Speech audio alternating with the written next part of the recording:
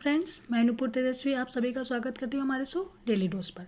आज हम 10 जून के जितने भी इम्पोर्टेंट करंट अफेयर्स हैं उनके बारे में डिस्कस करेंगे और साथ ही उनकी डिटेल्स जानकारी भी देंगे।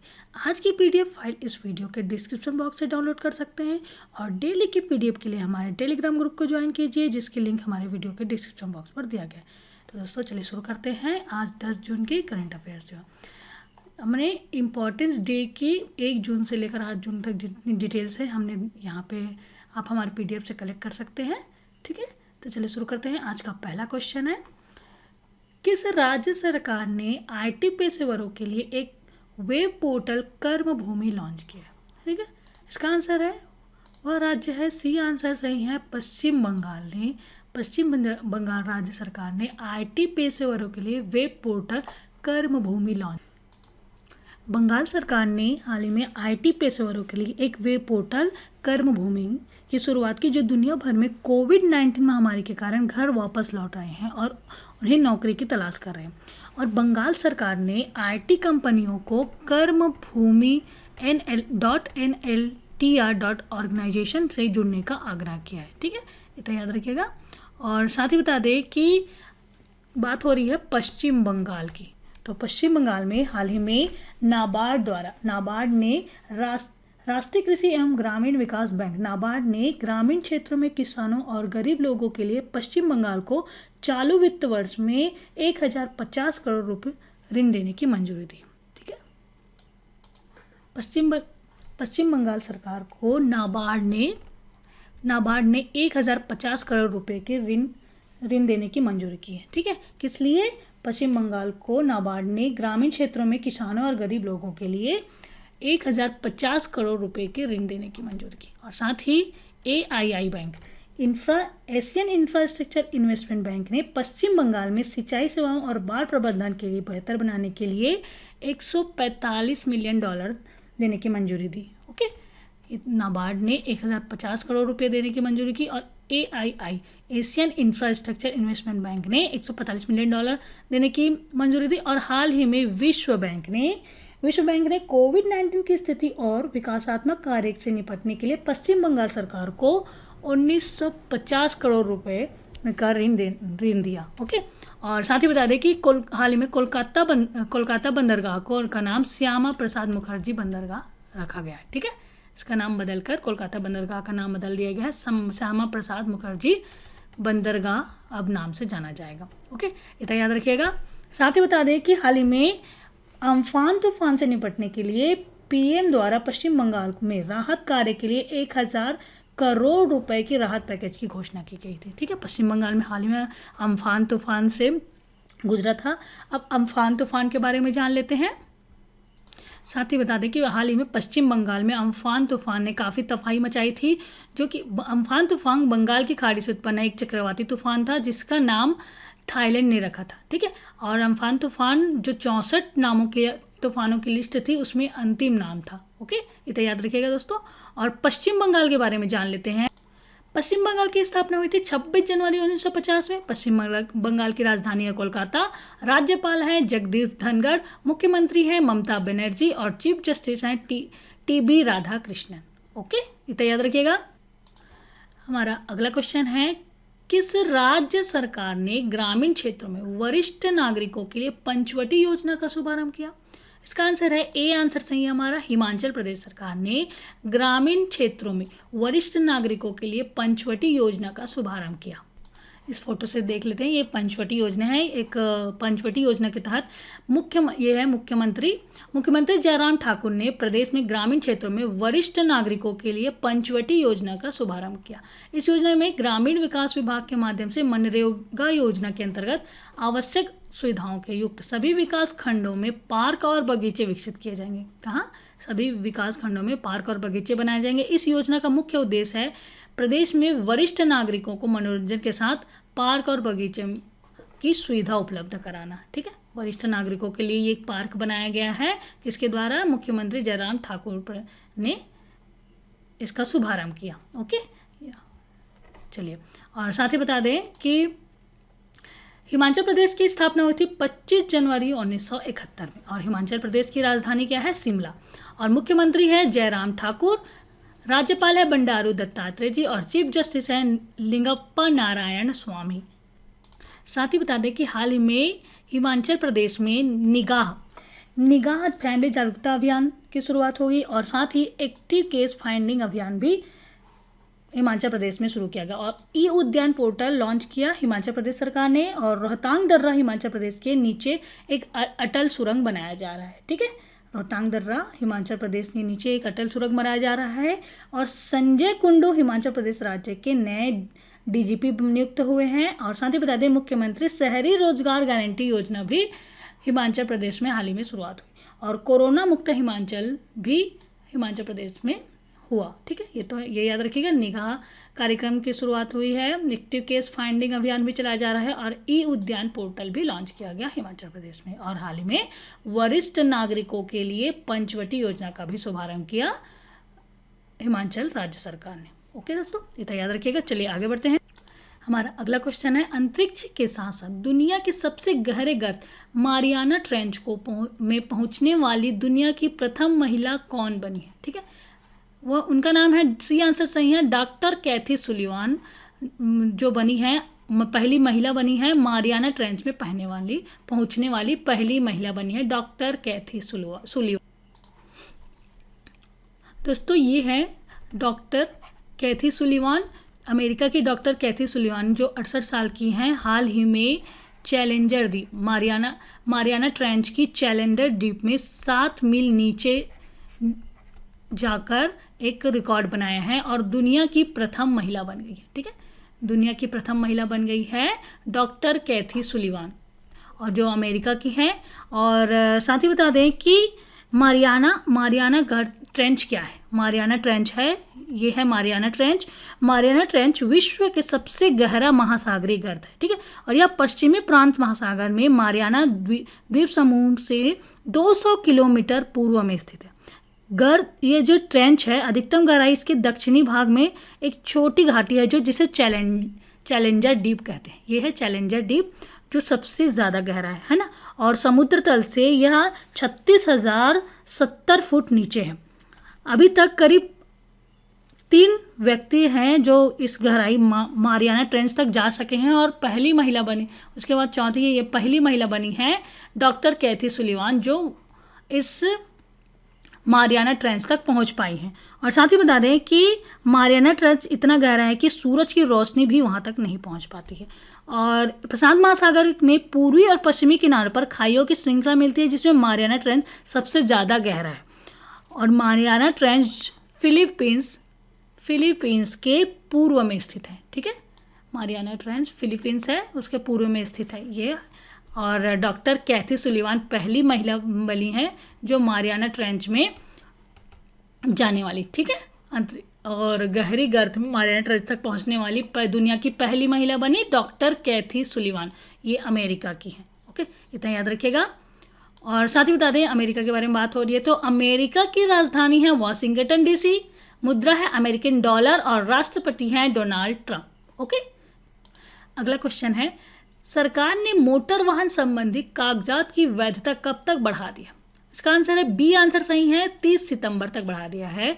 सड़क परिवहन और राजमार्ग मंत्री नितिन गडकरी ने कोविड-19 महामारी के कारण मोटर वाहन दस्तावेजों की वैधता इस साल 30 सितंबर तक बढ़ा दिया और उन्होंने मंत्रालय ने इस संबंध में सभी राज्यों और केंद्र शासित प्रदेशों में एक परामर्श जारी किया है। और साथ ही बता दें कि राज्यों और केंद्र शासित प्रदेशों से अनुरोध किया गया है कि वे मोटर वाहन अधिनियम 1988 के तहत उपलब्ध प्रावधानों के तहत वर्तमान स्थिति में राहत देने के लिए परमिट के नवीनीकरण, शुल्क और करों में छूट देने का विचार करें। ठीक है, और सरकार ने मोटर वाहन संबंधी कागजात की वैधता अब 30 सितंबर तक बढ़ा दिया है। ठीक है, इतना याद रखिएगा। चलिए आगे बढ़ते हैं। अगला क्वेश्चन है, हाल ही में किस राज्य सरकार ने पहला ऑनलाइन कचरा विनिमय कार्यक्रम शुरू किया?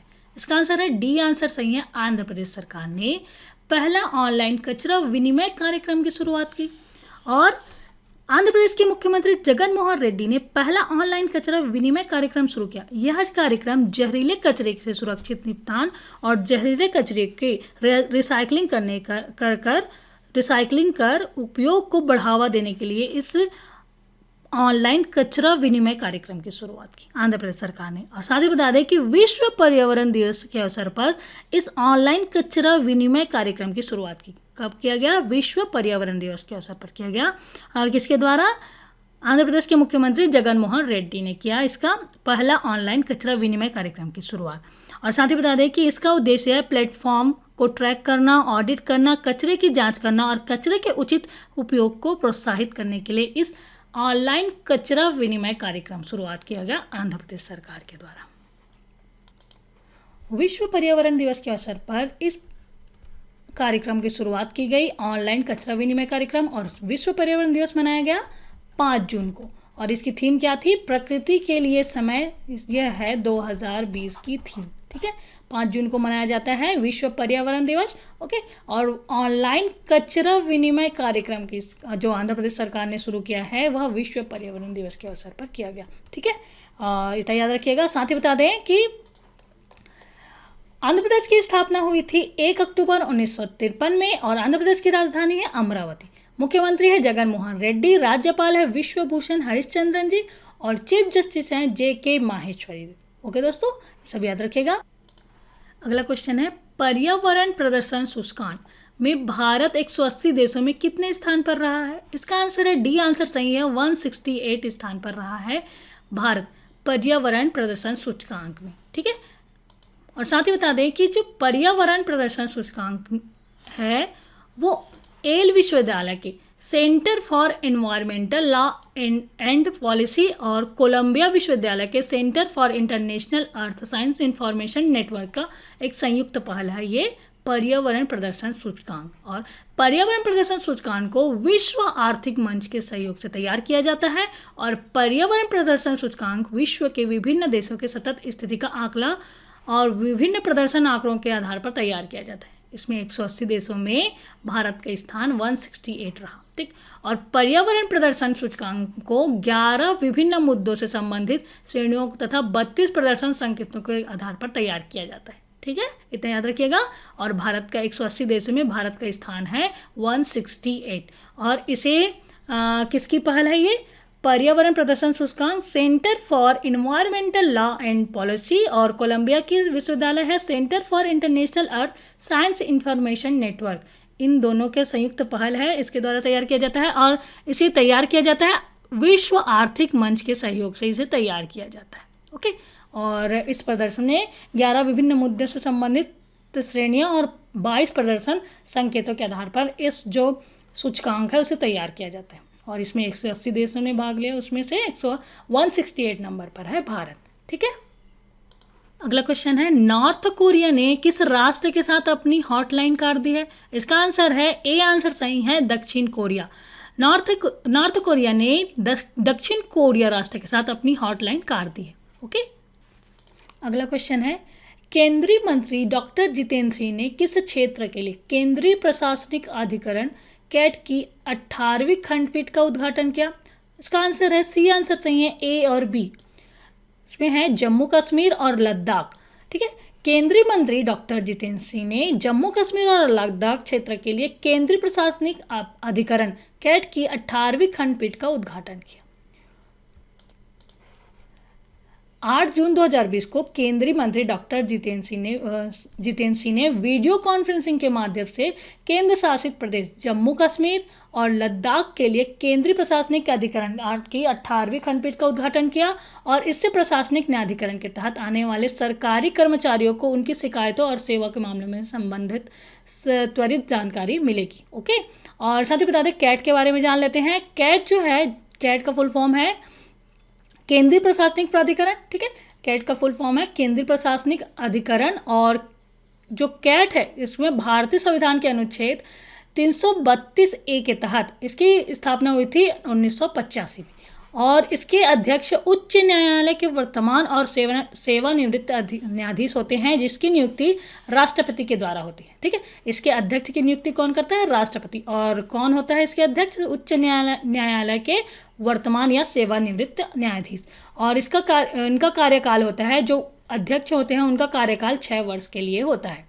साथ ही जो कैट है उसकी प्रमुख पीठ है नई दिल्ली में और वर्तमान में इसके अध्यक्ष हैं न्यायमूर्ति एल नरसिम्हा रेड्डी। ठीक है, तो दोस्तों ये तो था कैट के बारे में। इसकी स्थापना हुई, इसकी गठन जो हुआ था 1985 में, और जो इसका अध्यक्ष की नियुक्ति कौन करता है? राष्ट्रपति। और इनका जो कार्यकाल होता है 6 वर्ष के लिए, और इतना याद रखिएगा। अगला क्वेश्चन है हमारा, भारतीय एयरफोर्स द्वारा विकसित airborne rescue port for isolated transportation Arpit का अनुप्रयोग क्या है? ठीक है, इसका आंसर है बी आंसर सही है, हाई एल्टीट्यूड ऑफ और दूरस्थ क्षेत्रों में रोगियों के बचाव हेतु भारतीय एयरफोर्स द्वारा विकसित airborne rescue port for isolated transportation Arpit का अनुप्रयोग है हाई एल्टीट्यूड और दूरस्थ क्षेत्रों में रोगियों के बचाव के लिए। ठीक है, इतना साथ ही बता दें कि भारतीय वायुसेना ने अर्पित नाम के हवाई बचाव वाहन का डिज़ाइन किया है, और इसका उपयोग दूर दराज के इलाकों में कोविड-19 जैसे संक्रमण के फैलने वाली बीमारियों के गंभीर रोगियों को निकालने के लिए किया जाएगा। ओके, और ये जो टेक्नोलॉजी है, इसमें स्वदेशी टेक्नोलॉजी से विकसित इस प्रणाली में सिर्फ 60,000 रुपये की लागत आई है। ओके, और साथ ही बता दें इसका निर्माण विमान बनाने में काम आने वाली बहुत हल्की प्रमाणित सामग्री का यूज़ किया गया है, और अर्पित का डिज़ाइन स्वास्थ्य मंत्रालय, अस्पतालों और चिकित्सा सुविधा उपलब्ध कराने वाली के नेशनल एक्रेडिशन बोर्ड NABH और अमेरिका के रोग नियंत्रण केंद्र द्वारा निर्धारित मानदंडों के दिशा निर्देशों के अनुसार तैयार किया गया है। ओके, और साथ ही बता देते हैं कि जो भारतीय वायुसेना के एयर चीफ मार्शल है राकेश कुमार सिंह भदौरिया, और भारतीय वायुसेना की स्थापना हुई थी 8 अक्टूबर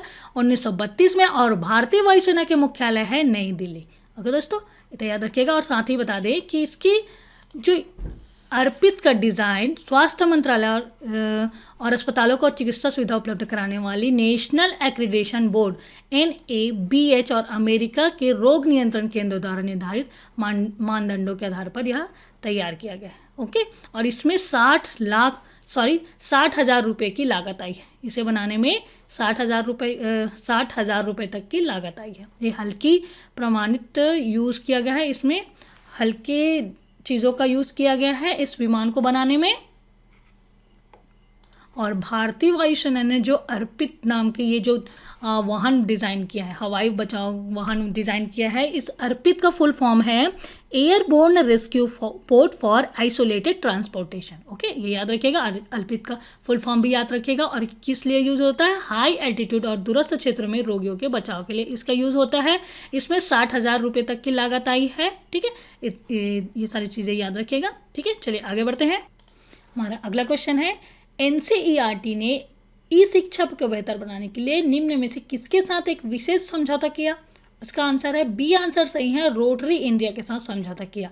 NCERT ने ई शिक्षा को बेहतर बनाने के लिए रोटरी इंडिया के साथ समझौता किया है। पिक्चर से देख लेते हैं। NCERT ने रोटरी इंडिया के साथ समझौता किया, और ई शिक्षा को और ज़्यादा रचनात्मक बनाने के लिए NCERT ने और रोटरी इंडिया ने एक समझौता किया, और NCERT के सभी टीवी चैनलों पर कक्षा 1 से 12 के लिए प्रसारित होने वाली ई शिक्षण सामग्री के लिए इस समझौते पर एक डिजिटल हस्ताक्षर किया गया। ठीक है, और साथ ही बता दें जो विद्यादान 2 के अंतर्गत रोटरी इंटरनेशनल कक्षा 1 से 12 के सभी विषयों के लिए NCERT को हिंदी भाषा में तैयार किया गया है। ई कंटेंट तैयार किया गया है हिंदी भाषा में। ओके, और साथ ही बता दें कि NCERT और रोटरी इंडिया ह्यूमैनिटी फाउंडेशन के बीच समझौता हुआ, जिसमें NCERT के निदेशक प्रोफेसर ऋषिकेश सेनापति और NCERT के संयुक्त निदेशक प्रोफेसर अमरेंद्र बेहरा और रोटरी इंडिया की ओर से निदेशक rotary India water mission Ranjan Dhingra ने हस्ताक्षर किया। किसने हस्ताक्षर किया? तीन लोगों ने, प्रोफेसर ऋषिकेश सेनापति, प्रोफेसर अमरेंद्र बेहरा और रंजन डिंगरा ने, तीन दोनों ने इस जो समझौता हुआ है NCERT और रोटरी के बीच, रोटरी इंडिया के बीच जो समझौता हुआ है, उसमें इन तीनों ने हस्ताक्षर किया है। एक डिजिटल हस्ताक्षर हुआ है इस समझौते में। ओके, चलिए इतना याद रखिएगा। चलिए आगे बढ़ते। अगला क्वेश्चन है हमारा, किसने दुनिया की सबसे बड़ी सौर बोली हासिल की है? इसका आंसर है ए आंसर सही है, अडानी पावर ने दुनिया की सबसे बड़ी सौर बोली हासिल की।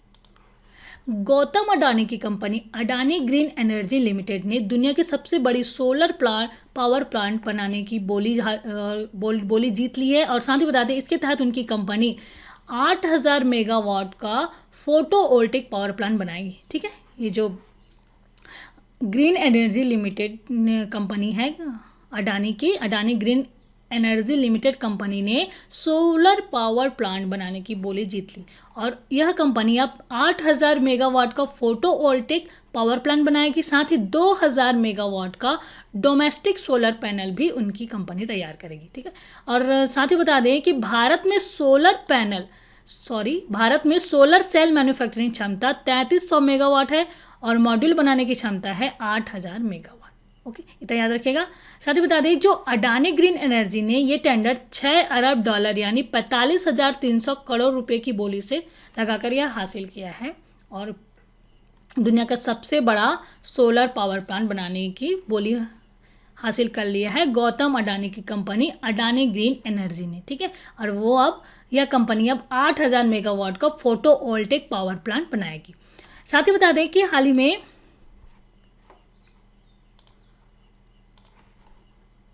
एज्योर पावर प्लांट को भी, इसके अलावा एज्योर पावर को भी 4000 मेगावाट के फोटोवोल्टिक पावर प्लांट को तैयार करने का टेंडर हासिल किया और वह अब 1000 मेगावाट की क्षमता की सोलर किट भी तैयार करेंगी। ठीक, इसके अलावा एज्योर पावर को 4000 मेगावाट के फोटोवोल्टिक पावर प्लांट को तैयार करने का टेंडर मिल गया है और साथ ही वह 1000 मेगावाट की क्षमता का सोलर किट भी तैयार करेंगी। साथ ही बताते हैं कि ये जो फैसिलिटी है राजस्थान और गुजरात में लगाई जा सकती है और राजस्थान सरकार ने जैसलमेर, बीकानेर, जालोर और बाड़मेर में सोलर प्लांट लगाने की मंजूरी दे दी है। वहीं गुजरात में कच्छ में सोलर प्लांट लगाया जा सकता है। ओके, कहाँ लगाया जाएगा? राजस्थान और गुजरात में यह सोलर प्लांट लगाए जाएंगे। और अडानी के बारे में जान लेते हैं, अडानी ग्रुप के बारे में। इसका मुख्यालय है अहमदाबाद में और मूल संगठन है अडानी समूह और इसके संस्थापक हैं गौतम अडानी जी और इसकी स्थापना हुई थी 23 जनवरी 2015 में। ठीक है, इसकी स्थापना हुई थी 23 जनवरी 2015 में। और एज्योर जो पावर प्लांट है उसके बारे में जान लेते हैं। सीईओ हैं उनके रंजीत गुप्ता, संस्थापक हैं इंद्रप्रीत बाधवा और इसकी स्थापना हुई थी 2008 में। ओके दोस्तों, इतना इन दोनों के बारे में याद रखिएगा। हमारा अगला क्वेश्चन है, ग्रामीण विकास मंत्रालय की प्रेस विज्ञप्ति के अनुसार चालू वित्त वर्ष 2020-21 के दौरान मनरेगा के तहत कितने करोड़ रुपए का आवंटन किया गया है? इसका आंसर है बी आंसर सही है हमारा, 1,01,500 करोड़ रुपए का आवंटन किया गया है। ग्रामीण विकास मंत्रालय की ने चालू वित्त वर्ष 2020-21 के दौरान मनरेगा के तहत 1,01,500 करोड़ रुपए का आवंटन किया है। अगला क्वेश्चन है हमारा, सरकार ने अगरबत्ती निर्माताओं द्वारा आयात किए जाने वाले बांस पर सीमा शुल्क 10 से बढ़ाकर कितने प्रतिशत कर दिया? इसका आंसर है सी आंसर सही है, 25% कर दिया।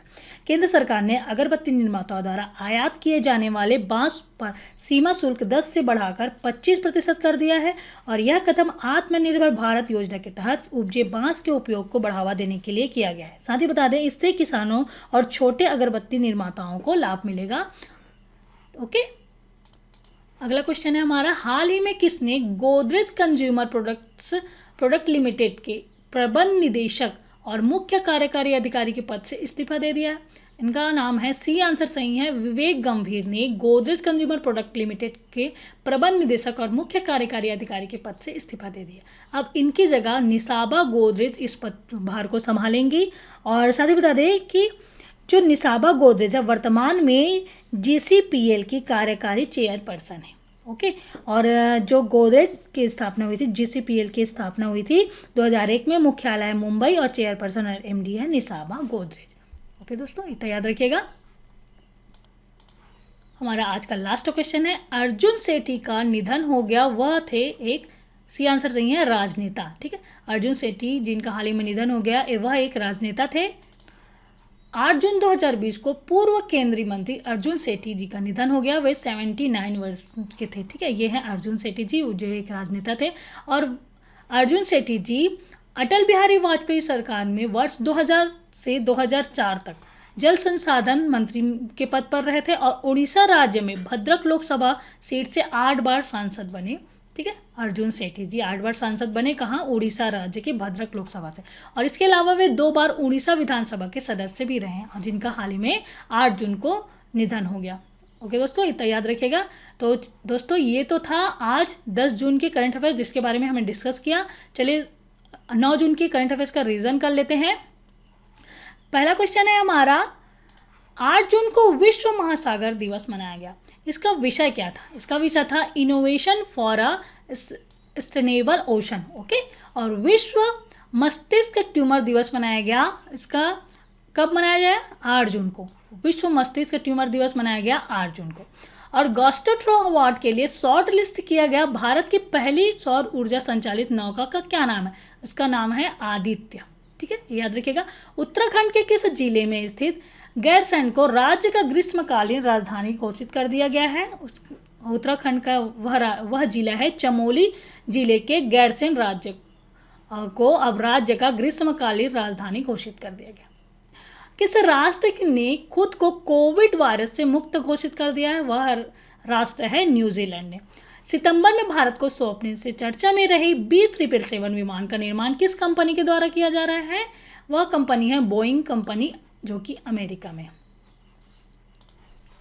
किस राज्य सरकार ने बागवानी और मृदा संरक्षण निदेशालय में एक वनस्पति स्वास्थ्य क्लिनिक का उद्घाटन किया? वह राज्य सरकार है मणिपुर। ठीक है, और नेशनल ग्रीन ट्रिब्यूनल ने गुजरात में स्थित केमिकल कंपनी यशस्वी रसायन प्राइवेट लिमिटेड को कितने करोड़ रुपए की पेनल्टी लगाई है? वह 25 करोड़ रुपए की पेनल्टी लगाई। और किसने पहली स्वदेशी निगरानी प्रणाली कोविड बीप की ऐप की शुरुआत की? जितेंद्र सिंह ने। हाल ही में भारत ने बिजली क्षेत्र में सहयोग को बढ़ावा देने के लिए किस राष्ट्र के साथ एक समझौते पर हस्ताक्षर किया? वह है डेनमार्क। ओके, और भारतीय अंतरिक्ष अनुसंधान संगठन ने किस क्षेत्र में सहयोग के लिए आर्यभट्ट प्रेक्षण विज्ञान शोध संस्थान के साथ करार किया? इसका नाम है अंतरिक्ष स्थिति जागरूकता और खगोल भौतिकी क्षेत्र में सहयोग के लिए इसरो ने एरिस के साथ करार किया। ओके, और MG मोटर इंडिया ने चार्जिंग स्टेशन की स्थापना के लिए किसके साथ समझौता किया? टाटा पावर के साथ समझौता किया MG मोटर इंडिया ने चार्जिंग स्टेशन के बनाने के लिए। कौन सी कंपनी कोरोना संक्रमण से बचाव हेतु नई तकनीक वाली कॉन्टैक्टलेस ATM मशीन का निर्माण कर रही है? वह कंपनी है AGS ट्रांजेक्ट टेक्नोलॉजी लिमिटेड। विश्व बैंक ने कोविड-19 की स्थिति और विकासात्मक कार्य से निपटने के लिए पश्चिम बंगाल सरकार को कितने करोड़ रुपए का ऋण दिया? 1950 करोड़ रुपए का ऋण दिया विश्व बैंक ने। ओके, किसे? पश्चिम बंगाल सरकार को। और इसके साथ ही किसे स्विट्जरलैंड में भारत के अगले राजदूत के रूप में नियुक्त किया गया? मोनिका कपिल मोहता को स्विट्जरलैंड में भारत के अगले राजदूत के रूप में नियुक्त किया गया। और कौन प्रतिष्ठित रिचर्ड डॉक्सन पुरस्कार जीतने वाले पहले भारतीय बन गए हैं? जावेद अख्तर जी रिचर्ड डॉक्सन पुरस्कार जीतने वाले पहले भारतीय बन गए। तो दोस्तों, ये तो था हमारा आज का करंट अफेयर्स, 10 जून का करंट अफेयर्स, जिसके बारे में हमने डिस्कस किया। आज का वीडियो कैसा लगा प्लीज़ कमेंट करके बताइए। अच्छा लगे तो लाइक कीजिए, अपने दोस्तों को शेयर कीजिए। अभी तक हमारे चैनल को आपने सब्सक्राइब नहीं किया है तो प्लीज़ सब्सक्राइब कीजिए और डेली नोटिफिकेशन के लिए बेल आइकॉन पर प्रेस कीजिए। तो दोस्तों, कल फिर मिलते हैं एक नए वीडियो के साथ। तब तक के लिए good day, bye, thank you.